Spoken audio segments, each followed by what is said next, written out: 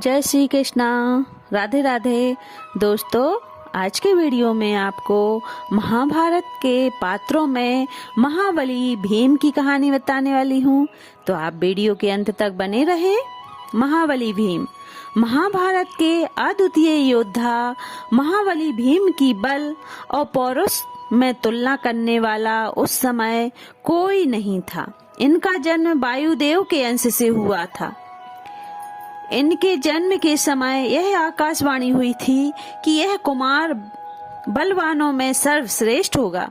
वस्तुतः भीमसेन शारीरिक बल में अपने युग के सर्वश्रेष्ठ योद्धा थे। बचपन में खेल खेल में ये धृतराष्ट्र के पुत्रों को बार बार पराजित कर दिया करते थे। दुर्योधन इनसे विशेष जलन रखता था। एक दिन वह जल क्रीड़ा के बहाने पांडवों को गंगा तट पर ले गया। वहां उसने भीम को मार डालने के उद्देश्य से उनके भोजन में कालकूट विष मिलाकर खिला दिया। विष के प्रभाव से अचेत हो जाने पर दुर्योधन ने उन्हें लताओं से बांधकर गंगा जी में डाल दिया। जल में डूबकर बेहोशी की दिशा में वे नागलोक पहुंच गए। वहां नागों के डसने से कालकूट का प्रभाव समाप्त हो गया और भीमसेन होश में आ गए। उन्होंने सर्पों को मारना शुरू कर दिया। सर्पों ने उनकी शिकायत नागराज वासुकी से की तथा नागराज वासुकी के साथ आर्यक भी भीम को देखने के लिए आए। आर्यक कुंती के पिता सूरसेन के नाना थे। अपने दोहित्र भीमसेन को पहचानकर उन्हें विशेष प्रसन्नता हुई। भीमसेन को उन्होंने वहां के कुंडों का अमृत रस पिलाकर 10,000 हाथियों का बल प्रदान कर दिया। महाबलवान एवं अद्भुत पराक्रमी भीमसेन अपनी माता और भाइयों के बहुत काम आते थे।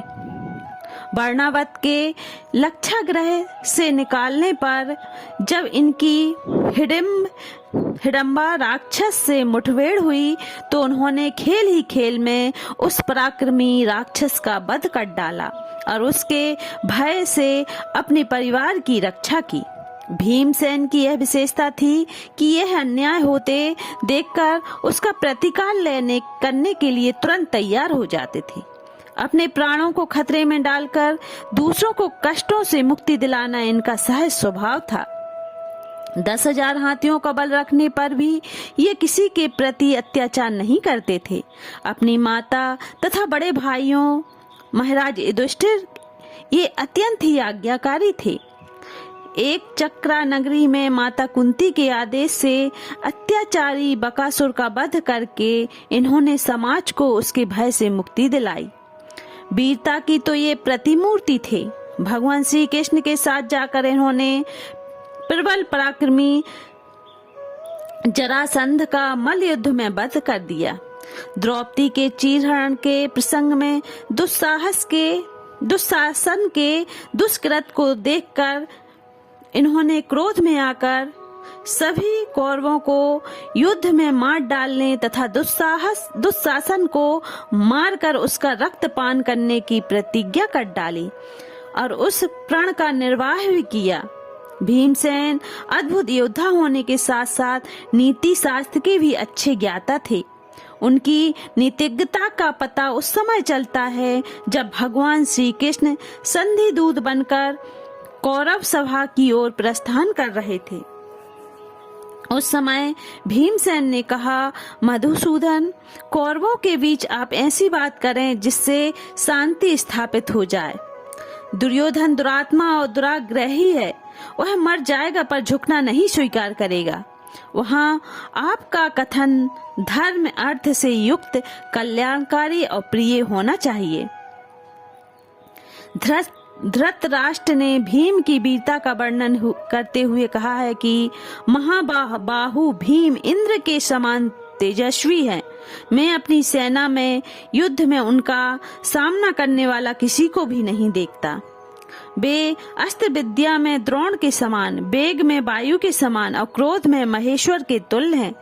धृतराष्ट्र का यह कथन सर्वदा सत्य है। भीमसेन महाभारत के अद्वितीय योद्धा थे। महाभारत के युद्ध में उन्होंने अद्भुत पराक्रम का प्रदर्शन किया। अंत में दुर्योधन को गदा युद्ध में परास्त करके इन्होंने पांडवों के लिए विजय श्री प्राप्त की। राधे राधे, जय श्री कृष्णा। दोस्तों वीडियो कैसा लगा कमेंट करके जरूर बताएं।